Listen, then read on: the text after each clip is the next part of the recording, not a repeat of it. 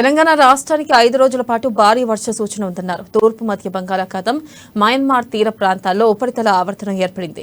దీని ప్రభావంతో రాబోయే 24 గంటల్లో అల్పపీడనం ఏర్పడే అవకాశం ఉందని వాతావరణ శాఖ తెలిపింది. ఈ ప్రభావంతో తెలంగాణలో విస్తారంగా వర్షాలు పడనున్నాయి. ఇక తెలంగాణలో 5 రోజుల పాటు వర్షాలు ఉంటాయని వాతావరణ శాఖ తెలిపింది.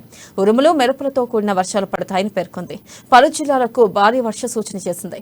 ఇక హైదరాబాద్ కు యెల్లో అలర్ట్ జారీ చేసిన ఐఎండీ ఓ మోస్తారు వర్షాలు ఉంటాయని తెలిపింది. అల్పపీడనం తీవ్ర అల్పపీడనంగా బలపడి వాయువ్య దిశగా ఉత్తర ఒడిశా, పశ్చిమ బెంగాల్ వైపు కదులుతుంది. దీని ప్రభావంతో ఏపీలోనూ 3 రోజుల పాటు తేలికపాటి నుంచి మోస్తారు వర్షాలు కురుస్తాయని విశాఖ వాతావరణ కేంద్రం తెలిపింది.